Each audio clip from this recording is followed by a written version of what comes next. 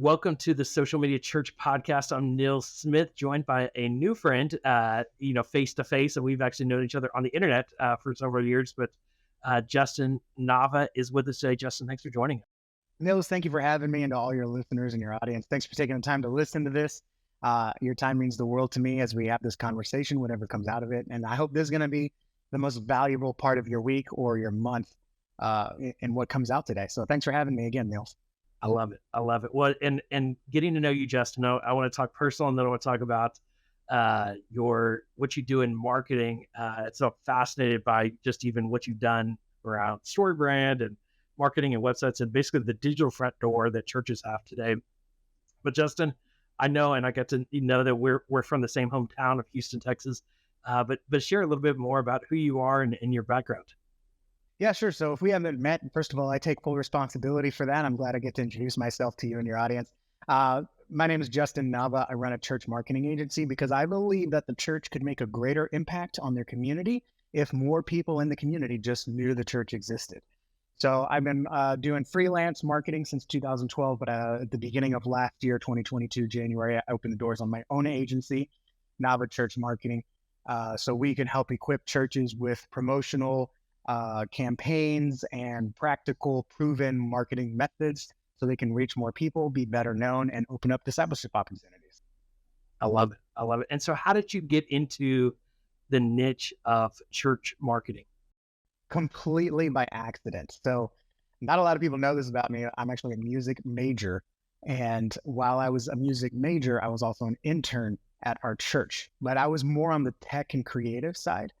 So about a month before I was to get married, I was still part-time at my church. And so I went to my pastor and I was like, hey, I'm about to get married. I need a full-time job or I'm gonna have to go somewhere else. Pastor came back and was like, yeah, we want to keep you. Around the same time, the IT media director for the church and the private school we had on campus had just left. So they were like, hey, we can give you this full-time job if you just step into the role. Again, I was doing a lot of tech stuff. I had some computer experience just by growing up as a nerd. So I took the job. And my first big project being IT media director was to fix our website. This was back in 2011. So our website was on Microsoft One Page or Front Page. Can't remember Front Page, yeah. Front Page. Yep. It was on Microsoft Front Page. Had people that weren't part of our church. Information was out of date. So I had to learn how to make a website. Now, you know this as well as I do, Niels, and I'm sure a lot of your audience does. Asking an IT guy to build a website is like asking your plumber to fix a light switch, right? Like it's all connected, but it's not the same thing. So essentially, for 6 months, my only job at the church, besides fixing the occasional computer problem and running sound, was to learn how to build a website. This was before we had mass church communications outlets and programs and courses and trainings. I was in it on my own. So I took a lot of courses, and I don't share this often. I even went to the community college and took a class on this web design. Nice. It was design, but like I really just kind of showed up auditing the web part. And I built a lot of bad sites. I broke a lot of things. I took a lot of things offline. It was a mess. But eventually we got something that I was happy with, launched it. Again, our church at the time was like, hey, as long as it doesn't make us look crazy, let's do it. So we launched the site. Fast forward about 3 months, we had our church's new member orientation. This is every 3 months. We had a luncheon with all the people that joined the church so they could meet all the staff and we can kind of learn about them and meet the families that just joined. Now that quarter, we had an unusually high number of families join, 13 families. I don't think it was the most, but it was certainly bigger than average.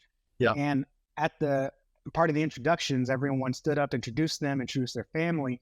Pastor also asked them, what brought you to Memorial? What made you choose Memorial? 12, I wish I could say all of them, but 12 out of 13 families actually mentioned the website in some way, shape, or form. They either said, this looked like a place that I could be comfortable sending my kids to. This was a place that had people that looked like me. We even had our sermons online as audio. This is before we really had video. So we had audio. So some people said that they could listen to the sermons and see the pastor wasn't a whack job. So we kind of realized that I had accidentally figured something out. Fast forward a few months, God called my pastor to another church across the country. And he called me and said, hey, can you do for our church what you did for for your church. Yeah. And I built my first website like as a business or as a freelancer for $500. Okay. And so I thought I was king of the world at that time. Yeah. Totally by accident. So I started building websites for people that I knew in my network. And then I realized the competition was getting fiercer, and you couldn't just build a road. You had to get people on it. And so I had to learn about SEO. And then I had to learn that you can't rely on just free stuff. You got to pay to play sometimes. So I learned about advertising and try to do a couple of joint ventures, work my way into some equity partnerships. Couldn't make anything work. So finally, like Thanos grabbing the gauntlet and saying, fine, I'll do it myself. I had to do it myself. And so at the beginning of last year, I opened up my own agency. I don't like being the finance guy and P&L statements and all the hiring and firing and stuff. But if it's what I have to do to see this vision come to fruition, then I'm going to do it. So that's kind of how I accidentally got into this and just made it into, kind of developed a program as part of it, made it my full-time business, and God's been good so far. That's awesome. I love it. And the need is great. I mean, I think that the reality is that every church, and we don't like to use the term marketing a lot of times in the church, but at the end of the day, every church has to have an online presence. And I think the perception is, even when we started this podcast, is we're trying to get people to stop going to church. And that's not the reality at all. Is the internet is both a front door to your church, but it's also a way to engage throughout the week. And so these tools, and you mentioned a number of them, Justin, it's not just the website anymore, because you can't just have a website if nobody's going to that website, and nobody's going to come, I think practically even through the front doors of your building before they go through the, homepage of your website. And they're not going to use the homepage of the website if your website doesn't show up on Google, and they're probably not going to find you on, online if you're not showing up in social media. So there's all these pieces now, and it can feel overwhelming to a pastor and to a church, especially a smaller church. Justin, I want to get into so many different weeds and paths, and we could probably talk all day. But so we didn't talk about this in advance, but I actually just bought a company called ChurchPress, churchpress.co, which will actually, probably the next week or so be launching live or relaunching live. And it's a WordPress, basically website hosting platform. I would love to know. So I've been diving deep, and the reason I bought it, Justin, is because it's kind of sold to me as the most SEO optimized church website platform. And I've just seen it so many times. Churches will invest in a beautiful website, but then nobody's finding it on Google. So it's almost useless. I would love to know, are you a WordPress guy, Squarespace guy, Webflow guy? What are you seeing, even from what's best for churches from a CMS standpoint? And then two, what are just SEO best practices? Because that's something we don't talk about in the church space much, is how important search engine optimization is for churches. Sure. So to answer your first question, no, I am not a WordPress guy. WordPress guy. Okay. My mouth is like my phone. It autocorrects. I've typed it so many times that autocorrects. No, I don't use WordPress. Now that said, if you ask me to build this, in fact, we don't renovate websites. If you ask us to come refresh or redo your site, unless we built it, we're not going to touch it, right? We are not renovators. We are home builders, because that's how we can maintain security and control. WordPress is, if you know how to use WordPress, great, right? It's like if you need a car to get to work and someone says, hey, this race car is the fastest car. And it's like, you don't need that to go to work, dude. So, when it comes to website platforms, a platform, it's a tool. You use the best tool you have for the job. I was installing something yesterday, and I could have used a screwdriver, or I could have used a ratchet, and I didn't have the ratchet, so I used a screwdriver, right? It still got the job done. It wasn't as easy, but it still got done. It's installed. So, if the tool is a tool is a tool. You can make a beautiful website on Squarespace, on WordPress, on ClickFunnels, whatever. You can make an awful site on ClickFunnels, WordPress, Squarespace, Wix, whatever, right? Yes. What's going to matter is, I believe, you had mentioned StoryBrand at the front. I believe that messaging is what the design is meant to enhance. So no one ever came to a church because they had a pretty website design.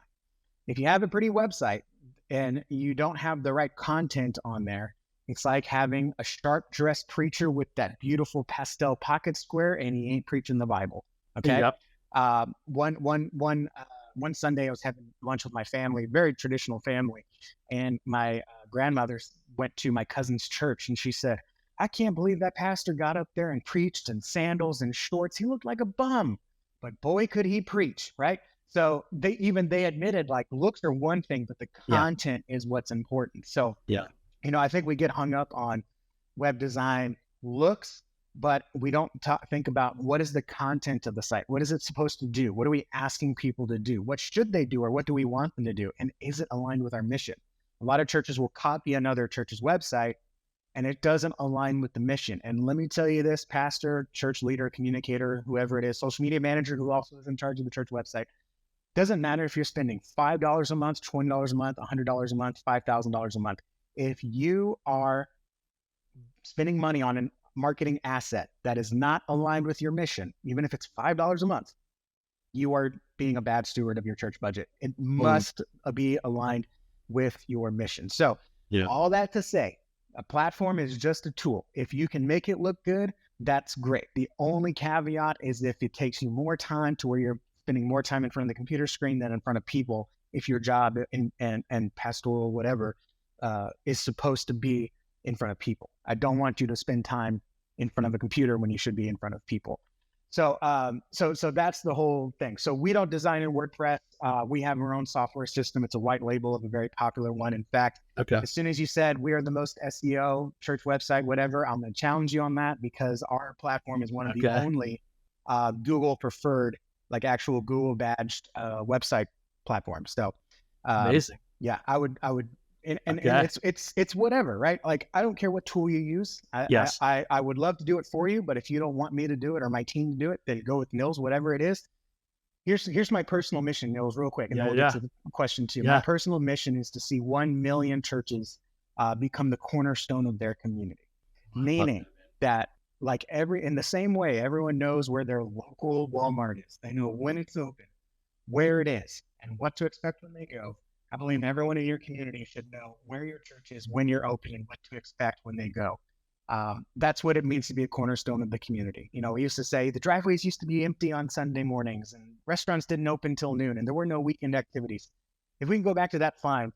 But I want to make sure that everyone knows when, where, and what to expect for their local church, which is you. Because if they don't know you, they'll know someone else, and they will judge your church based on what they know of them. So I want that to be it. And the reason I started this marketing agency is because I believe as an American church, we have a lot to fight with. So it's very different helping a church become better known in America than it is really anywhere else. So our passion really is the American church. Now, to answer your second question, SEO. SEO is very important. You hear it often said that the website is the front door of the church. That's not the case anymore. The website is your foyer. Because in order for someone to go to your website, they basically had to make the decision to enter your home. Now, once they're on your website, that's your foyer. That's where you direct them to go. Here's the living room. Here's the coat rack. Here's the bedroom. Here's the bathroom. Here's the kitchen, right? You're directing people where you want them to go. That's the same in your website. Do you want to plan and visit? Do you want to watch a sermon? Do you want to sign up for a kids ministry? But they have to have entered the door of your website. So what is the actual front door of your website? It's Google, okay? That's where you have to show up. That's where you have to show up on top of everyone else. You have to stand out from everyone else, and you have to use a message there, and 320 characters or less, that says, hey, this is for you. Click here. There will be something for you and your life if you look at our website. So that's really the front door. So you have to be able to be found. You have to be able to be found. And not only that, Nils, I'm sure you know this, maybe your audience knows this or not. When you do a Google search, churches near me, churches in Houston, whatever, churches in South San Francisco, websites do not show up first. What does show up? Local places. This is called your Google business profile. So before anyone even sees even if you're ranked number 1, you ain't number 1, because you're going to get those local places first, and then you're also going to get ads first. Like the church is using Google Grants or just paying for ads. So you've got to get that local presence. And with the Google business profile, if you do what no other church is doing with how you optimize it, both on-site and off-site, you will be in that top 3 spot. And that's where all the magic is. That's where a majority of traffic is. And if you get in that top spot, doesn't matter if you have a pretty well-designed, SEO-friendly website, if you can get that top spot just on your local Google business profile, you're going to see a massive jump in traffic. Then that's when you worry about design and your message, because that's where you want to get engagement. But you've got to get people to click first. That's so good, man. I mean, I think, and it's so practical, and so my mind is still racing around the million churches being the cornerstone of their community. I want to come back to the messaging on the website. I think you spoke, so clearly and articulately to what the purpose of a website is. And we always want to bring things with this podcast, being social media focused. How does social media fit into this? But I think we got to say we can get into social media. We can get into social media for sure. But I want to stay on the website because I think the website is such a missing app. It's become such an afterthought for so many churches. And I think practically, and I think even your point of like, once they get there, we got to put them into what room to go into and so many other pieces. And that messaging is there's so many thoughts as to, how much time we put into the paint on the walls, but not the words on there. And that just clarity of where your church is, when you're open, and what to expect when you go. It's so clear and practical. Justin, what are the mistakes that you see churches making when it comes to maybe specifically that homepage of their website and how they're not effectively articulating that?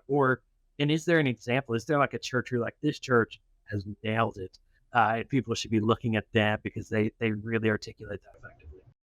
So the number one mistake is a lot of church websites just brag about themselves. And I totally understand the reason, right? Many church leaders, pastors, or even marketers think that if they're coming to our website, they want to learn about us. That is not true. If they come to your church website, they want to learn what you can do for them. And so instead of building yourself up, like, how great are we? Don't you want to be a part of this? We need to stop talking about us and start talking about the prospective guest or your community and what kind of transformation can they experience if they connect with your church. So instead of building up us to be the hero, or instead of even building up Jesus to be the hero, we need to focus on the person. And then what happens when they connect with the church or when they connect with Jesus? Like, we know the answer is Jesus, okay? We know the answers come from scripture, but in the same way, you don't just step in the pulpit and you just read the Bible, right? You preach a sermon, you make it connect and engage and call people to take action, whether that's an altar call or come forward or whatever, make a decision. The same thing with the website. We want to showcase and use modern marketing techniques that people are used to that will capture attention, compel attention, and challenge their preconceived notions. Because you know this, Nils, if you asked 100 people, what is a church, you'll get 173 different answers, right? So you want to showcase not that you're a church, but that you are your church. You are uniquely equipped to uniquely reach a unique group of people. And yeah, you're one of 50 churches in town, but how are you best equipped to serve me, your prospective guests? What kind of transformation can I expect when I visit your church? And so that's really what you want to kind of communicate is like, what's in it for me? You want to showcase, this is what's in it for you. Are you tired of having a boot on your neck? Are you tired of constantly being sick and poor and just dead, feeling dead, right? And I'm not talking poor money. I'm talking about poor in spirit. Like, are you tired of that? Do you want something else? You shouldn't have to live this way. Well, guess what? Jesus is the answer, and our church can help introduce you to him because we're there too. We're on that journey. We're just like you, and we're just a few steps ahead. So we want to bring you along this ride with us. That's really what you want to really focus in on and get that website there. So that's the number one biggest mistake, and especially on the homepage, because that's going to be your number one visited page, right? You're going to get people that, your church invite, right? Word of mouth. I always hear from churches. Most people come to our church because of word of mouth. Do you think every person that finds out about you is coming? Or do you think some people hear about it and they're either apathetic or they decide against it because there's no real reason? I tried church before, I've been hurt before, or I've seen churches too much on the news. Are you speaking and challenging that and saying, we are not like those other churches. We are this church. God has called us to plant for a unique purpose. and you might just be that purpose. So that's what you really have to lean in and focus on. A good example, I would say, I would go with Full Deliverance Baptist Church. They're a very unique church in South Florida. It's changingyourdirection.org. We're still kind of doing the site, but they are in the top 3 spot of SEO. We've taken them from 3 guests a month to an average of 20, even some months going up to 30. From people finding them, their messages, people listening to their live streams and watching the replays are going up. We're actually revisiting the copy because I think it could be even more clear on what people can expect. But you'll see we utilize the very basic story brand framework on the homepage so people can see this is about you, no matter where you've been, what you've done. We want to equip you to live better, love better, serve better, and give better. Because what is a better transformation than in a community where the average income, I think, was $27,000 a year? Okay. What better transformation is there in that? God will equip you and bless you so much that you're going to be no longer asking and begging, but you're going to be the one giving, because God is going to overpour into you. So that's really kind of the messaging that we look at.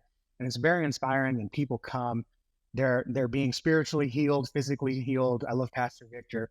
Shout out to him. That's a great example that you go look. One of our best clients. We've been together for a little over a year now. And if you want to look at websites, that's one I would point you to. And I don't like to pimp out my clients that much, so I don't speak too much about my clients. But that's one that you can go look, because he does have he does have a more than a local focused ministry. He does want to have one day a national ministry. One of the things I love that you just said, Justin, is that you definitively said they're seeing, from 3 new families a month to 20 families a month. On average, yeah. On average. And I think practically what I hear when you say that is you're measuring results. And I think what the mistake that I see too many people make in marketing is like, I feel like it's working. I feel like it's, and we don't have to feel our way into, is this working or is this not working? Because we definitively should be able to know if our marketing efforts are working. We can see how much website traffic we're getting. We can ask people when they come, how did you find us? There are lots of ways that we can measure the effectiveness of our marketing. And if you're not doing that, then you need to start doing that. Yeah. And I think you'll likely find that maybe even what you think is working isn't working as well as you think it's working. And there might be things that are working really well that you don't realize are working really well. Look, we all know Miss June in the church that says, people are telling me, and you and I know yes. It's just her and her 2 friends. Okay. But she's the loudest and she's the most noisy. So you make a change and you end up putting an obstacle in front of 30 people to remove the obstacle from 3, right? So, measurement is so important to us. Data quality is very important to us. That's why another reason why I don't like to pimp out clients is because, I go on a podcast and mention the client in Indiana, all of a sudden there's a jump and it just totally messes up our metrics. And we even have to put special links in our proposals that don't track those clicks because they will get clicked. But that is very important. And now you have to understand too, there's 2 forms of measurements, quantitative and qualitative, right? So quantitative, you can actually firmly measure with numbers. Qualitative is going to be a little bit more like survey style. So I love Connect cards. How did you hear about us? Every event you do at your church, even if it's not a proper form, someone needs to ask new people, how did you hear about us? We did a Facebook ad to a local neighborhood, and we had 150 people come, and 70 something, I want to say 75, came because of the Facebook ad, because that was part of registration to ask, how did you hear about this event? There were no posters, there were no yard signs. Literally the only thing that we're running are word of mouth and Facebook ads. So that was the only way that they could hear them if they didn't know about the church. So that's very simple. Like, even if it's not as proper form, if you're a small church, right? A lot of church communicators especially will ask me, well, how are we going to find that out? I can't change the Connect card. Ask them, make it standard operating procedure for your greeter. When they shake someone's hand they've never seen, is this your first time? Oh, okay, great. How did you hear about us? Right. And then somehow report that back. Like, we make it more difficult in our head, but we need to actually do that, because that's how you're going to know what's working. The same way that businesses need to know what's working so we don't waste our money. Churches need to know what's working so we don't waste valuable church budget, and whatever is working, double down. Because if it brought 20 people in, it can absolutely bring 40 people in if your church can handle it. Yes. That's so good, man. So good. Our listeners right now are getting the ultimate consulting session from a brilliant marketer. So just, I appreciate you so transparently sharing some of these thoughts. I'm going to go back to I'm going to repeat what my biggest takeaway so far from our conversation. Then we're Please about do. social I media. often find I'm a train wreck. So when people repeat things back to me, it gives it to me with so much more clarity. I'm like, man, why didn't I say it that way? Go ahead, Nils. Give me this is kind of exactly how you said it. But because I think I just want our listeners to go home remembering this is your church website needs to communicate to people where your church is, when you're open, and what to expect when you go. So as you go back to this conversation, continue to think it through. And this is something you should be asking yourself and reviewing your website regularly is, does our church website effectively communicate where our church is, when we're open, and what to expect when we go? And if it doesn't, fix it. And if it does, make it a little better. Yeah. Well, And think through it. even more importantly is, does it communicate? I mean, that whole what to expect where you are and what to expect when you go, like that's the whole general marketing thing. We Yes. want the end goal essentially for awareness. But for your website specifically, is it on mission? And is Jesus there? I think there are so many opportunities that you and I know. If we look in the analytics, 300 people can visit the site. And out of that 300, maybe 3 plan a visit. And of those Yes. 3 that plan a visit, only 1 or 2 are going to show up. What about the Yep. other 297? Yes. Well, if you just preach your church on your website, who wants to be involved in just another building, another organization? Yeah. There needs to be something more than there. So make sure your website also communicates Jesus in the or really your church within the context of Jesus is a very important thing to remember. Good. So make a pathway, make it super easy and simple for people to not only learn about the church, but learn why the church, why Jesus, what is in it for me? Why should I care? Because again, no one, even if you put on your website, hey, we meet Sundays at 11:07. Isn't that cool? Like, yeah, it's cool, but no one ever went to a church because they met on Sundays at 11:07, right? They come to church because there's something there that they want. And so bring that out. So getting into the weeds of it, sorry, there's so many things I want to talk about. But should people have a video on their homepage or no video? What do you think is the best practice here from like an invitation standpoint? I am the worst person to ask for blanket advice. My answer to that is always going to be, what do the analytics say? What does the data say? I was doing an interview a couple months ago, and he said, how often should we be redesigning our site? And I said, well, if the data says it, every month, every 30 days, you need to be checking your website data. Yeah. Now, if you have a video, this is one of the things, actually, the website that I shared with you earlier, we are experimenting now with adding more video to the site to see if that helps us with our on-page and our bounce rate stats. Because we know from the analytics, if we can get people to not bounce, there's a greater chance that they will take what we call an engagement step, which is basically doing something we want them to do. So video or no video, hey, put a video on there and compare it to the data from before you had a video. And you'll be surprised. There are some churches that operate their websites do better without the video because they're either in New York and they're too busy to watch a video. They're in South Florida. They don't have the bandwidth to watch a video. And so, or, maybe you put it on there and they're in California, they're taking their time. They got plenty of bandwidth in Silicon Valley. So they'll watch a video. So a video works better on their site. It really comes down to what works best for your church and communicates to your people. And think about it simply in the terms of language, right? Should we have a Spanish translation on our website? If you have a large Spanish speaking group in your community and you want to reach them and you're equipped to reach them, yes.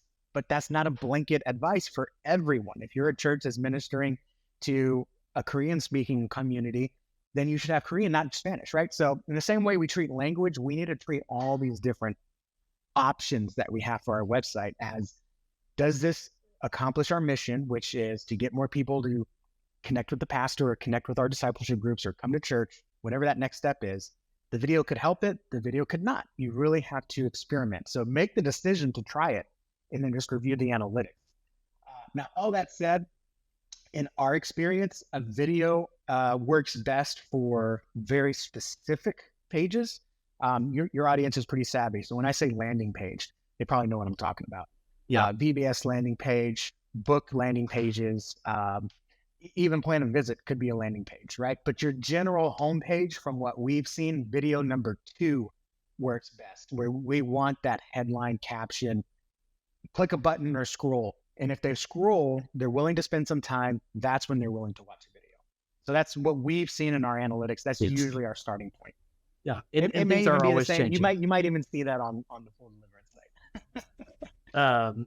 Yeah, man, that's really insightful and thoughtful. And I think it is kind of, let's see, maybe we're having a conversation 6 months from now and you're seeing different data. And I love that you're really making a lot of your recommendations based on the data that you're seeing. And I think that's valuable for churches as a whole to hear, because we can collectively learn from each other in that way, so that we can, million churches can that's one of my great favorite website. Things. That's one of my favorite things about having an agency is one of the things we do, and I've always done this, it's so important to me, is annual audits on the website. Even if you just pay me for the software and we don't touch your website, which we really don't do anymore, me and my team will look at the site and we'll compare it to what we're seeing work on other sites. So for example, contact forms used to be a really great thing. People don't want to fill out contact forms anymore because they don't know where it's going. They don't know who's got their data, and they're not sure if they're even going to get an answer, right? Yeah. So what is working now? Web chat. So now we're going back on sites and like, hey, contact forms used to work. We're seeing in your data that people aren't filling them out, but we're seeing in other church data that people are doing web chat, which then converts into a text conversation, which then converts into pastor praying for someone, which then converts into an invite, right? There's a line that we can follow. So we make that recommendation. Hey, we're seeing a lot of this happening, so let's try it on your site. So that's a little thing there too. If you're like, man, no one fills out these contact forms. Contact forms are out, man. Like very rarely do they work better than web chat. Get web chat. Yeah. So anyways, that's one of the things where it's like, review the data. And I love, as an agency, we can see everyone's data and analytics and what's working for them. So then we can make those recommendations to future clients, or even as we review past clients, to get them more wins, essentially. Because again, your website is a living, breathing, in the same way you don't just buy a building and you just move in and you never do any maintenance or updates or renovations. Like your website is the same thing. Yeah. Even more so than I think a physical building. So practically web chat, is there a tool you'd recommend with web chat? And do you literally have to be behind chatting with people all the time, or how does web chat work? So web chat, there are a dime a dozen. There's lots of different ways you can do it. There's so much more than just the Facebook Messenger bot, which you can use and put on your site. It's free. What we use a tool for our clients that actually, it's a web chat, but it's more of like what we would call in business a lead generator, where they can ask a question and then the pastor or church leader can text them back. So that way we jump right into that text conversation. So there's an easy way to follow up with that person and know they get them. There's another one that I absolutely love. And by the way, in case people are like, I'm just a small church and this won't work, none of this will work for us, maybe you want to clip this and put it up front. Our average church size that we work with as an agency is 125. Our smallest church is 30. Our largest church is 240, I think. Everything else is in between, right? Because once you get to 300, you can hire your own person. You don't need us, right? And we want to get you to that point. So this works for small churches like the 30. This works for medium churches like the 240. Of course, it works for larger churches. So all that said, there's another platform that I love. It's called birdseed.io. It's run by our friend Tyler Rominger, and that is it is the best. The only reason we don't use it for our clients is because it is a little cost prohibitive at $49 a month. But that one, you can have the web chat pop up with a video, and they can ask a question and you can reply with a video. And it's got all the cool, fun buttons that we love to kind of seamlessly transition people into different parts of the website or different FAQs or different ministries. And you can also do live chat. So that is my favorite. So you've got lots of different options there. We have one that we prefer because of the kind of clients and churches we work with.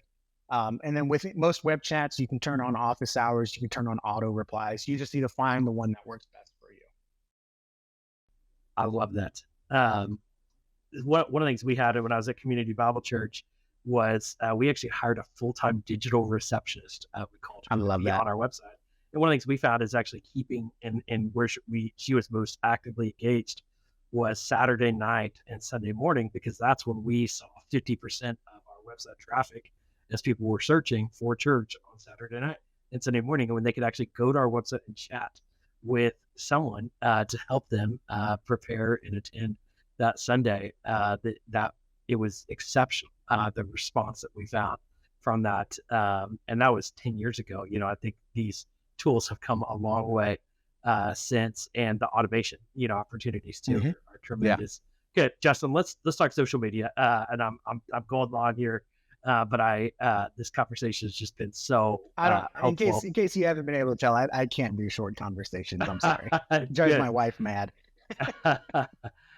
So talk about social media. How does social media fit into all of this from a marketing standpoint? What do you see churches that are using social media best for marketing, and social media churches that are making a mistake on social media? What do you see? So, what I'm about to share may upset some of your audience, but I want you to understand where I'm coming from. The reason why I started Nava Church Marketing and not Nava Church Communications is because marketing is a subset of communications. A lot of times when we say communications, it's really a PC term for marketing, but a lot of church communicators and especially social media people, I want to separate the two. Communications is more internally focused, which is like you're posting to social media because you're reaching people that already know you. I want to help the church get out into the community to reach people that don't even know that they don't know the church, right? People don't know what they don't know. And so in order for, I believe, for your church to really serve a marketing purpose and a promotional purpose, you have to do whatever it takes to get your church social media presence in front of those people that would never follow you in the first place. And the one thing, Nils, that just breaks my heart, because I was there too. I'm still there some days with my business and my social media. I'm like, why am I wasting my time posting organically? Um, when we post organically, I ask people, like, what's your social media strategy? Oh, we post every day, or we post 3 times a week, or we post 3 times a day. You have to understand that that's great. I love that. But unless you're doing it on Reels or TikTok, when you post organically to your Instagram, your YouTube, your Facebook, or whatever, even your groups, especially your groups, right? You're only reaching the people that know you, or you're only reaching the people that are friends of the people that know you. You're essentially reaching a circle or a circle of a circle. You're not expanding yourself. You're not getting out there.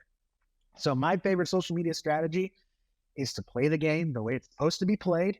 Now we can make our own rules after we get the people online, but you got to put some money into advertising. You just have to. There is Mm. no ifs, ands, or buts. If you're going to be cheap about it, you're going to get cheap results. So my favorite strategy right now, if you're going to post organically, Reels or TikTok, don't waste your time with anything else. And groups, if you want to be super like into it. I love Facebook groups, love all that stuff. But you gotta, if your focus is to bring more people to the church, if your focus is to get better known, if your purpose is to open up more discipleship opportunities, Reels and TikToks are where you're going to be at, and then advertising on all the other platforms. Pay to play doesn't cost that much, $5 a day, right? There can be money in the budget, okay, and you're going to reach so many more people, and not only that, so many more new people than a poster or a yard sign on the corner of the busiest intersection, or a new sign, right? You're going to reach so many more people and open up so many more relationships that way. So that's kind of the number one thing. And you've got to be intentional about it. You got to be purposeful about it. You can't just say, join us Sunday morning at 10:07 p.m. or a.m. because we're so cool. Like, again, what's in it for me? Know who you want to target, and then get super deep into the creativity of that. So a good example is we have a client that has a good sense of humor, and so we targeted the community with the Simpsons joke, and we targeted men who also like the Simpsons, and we made a Simpsons joke, and more people connected with the church based off of that ad than any generic plan a visit. Can we pray for Yes. you? Which I love prayer ads. But get super creative. If you're gonna run a VBS ad, run it to single moms, because they're the ones that need VBS the most. Um, don't run it to just the whole community, run it to parents. If you're doing some kind of event where you're going to be asking for donations, or car wash or whatever, run it to people with over $100,000 of Yes. income, because they're going to be the ones with loose change in their pocket that they're going to want to not only pay for a car wash, but they'll drop a 20 in the bucket on their way out too. Yes. Nothing wrong with that. So Yeah. be intentional and go ahead and just pay to play, because you're gonna see you're gonna have to sit there and you'll be like, what? Trust me, Nils, your audience, when they do this for a month, instead of just posting 3 times a day, stop posting and just run 3 ads for the month. You're going to have so many people that your deacons are calling, your pastors calling, that are messaging you, and you're having conversations and sharing Jesus in the DMs. You're going to wonder, why was I wasting so much time trying to come up with the next biggest, what's your favorite movie to watch on Halloween post? Like, if you really want to reach more people, do you really want to make more disciples, pay to play. You're going to see so much better results. That's my favorite thing right now, whether that's Facebook ads, Instagram ads, Google ads, or the Google grant, even TikTok, YouTube. Throw some ads on there, do some ads and see what they do, because they may work really well for your church. Interesting. I love it. And I mean, I think I'll second your opinion around short form vertical videos, where it's at. We've talked about it a lot here on the podcast right now, is organic reach, that you got to do that. But from an ROI standpoint, you have to value your time. And if you're going to value your time, pay to play is going to maximize your time investment into the content you're creating and the action you're wanting people to take. And as we wrap up, I want to get into how people connect with you, Justin. But is there an ad platform that you're seeing the best ROI from right now? Because it feels like that's a moving target as well. Man, that is a moving target. So as an agency, we only run Facebook ads, which also runs on Instagram, and Google ads via the Google branch, or if the church wants to pay. I'm looking for a TikTok ad person. I'm looking for a YouTube ad person that can enable us. Once you throw video into the mix, it gets even harder. So as an agency, we're still navigating that. But I would say you've got to at least be intentionally posting to Reels and TikTok. That's where organic can still work to get in front of new people. And Facebook ads, we're seeing really great just because of the targeting. For example, new mover ads, and just a picture of the pastor or a selfie video. Hey, I'm Pastor so-and-so. I'm just down the road from you. I'd love to pray for you if you're going through something, right? And this is where you get a little cheeky, right? It's like, hey, if you're going through some change in life, if you're going through something difficult, bro, these guys are trying to move into a house. They're trying to figure this out. They paid first month's rent, last month's rent. They ain't got no money. They're eating cans of beans. They're trying to figure out school for their kids, right? Or they just went through a divorce, or they just got married. Yeah, there's going to be some change in their life, and they will respond to that. That's why Facebook works so well, is because we are intentional with our audience targeting and then matching the creative to the audience. That's where a massive amount of ROI, we get messages for very cheap. And so, for less than $1, you can open up a new relationship with a family that just moved in, and start a dialogue there. The way I go in church marketing is I don't focus on broadcasting a message. I focus on broadcasting an invite into a relationship. I believe the church is called to make disciples, and the best way to make disciples is through relationships. So when I do marketing, I don't take it from a blast information out there. I want to open up as many relationship opportunities to then go into discipleship opportunities. So that's where we're seeing the greatest ROI, on those Facebook ads, Instagram ads that call people to start a conversation, or go to the website where there's a chatbot waiting to start a conversation. That's where I'm seeing a lot of stuff happen. Now, TikTok ads, YouTube ads, if you want to give that a shot, give that a shot. I've seen some great results from YouTube. We just haven't done it ourselves, so I don't feel qualified to speak on that specifically, other than I'm hearing it's going really well, and I hope to offer that as a service someday soon. So yeah, that's where we're seeing is where you can get a one-on-one conversation. That's where the biggest ROI is. That's great, man. Such great advice across the board for church marketing, church websites, church social media, church SEO. Justin, thank you for sharing your brilliance here with us today. If people are interested in learning more about what you do and who you are, where can they connect with you online? So the best place to connect with me is actually in the same podcast app you're listening to this to, YouTube, Spotify, whatever. Just go search the Best Known Church Show, and you can subscribe to me there. And it is a podcast. It's been on hiatus for the month because of our renovations, but it's taking longer, so I'm just going to have to do it with my dinky AirPods. So we're going to start back up this week, I decided.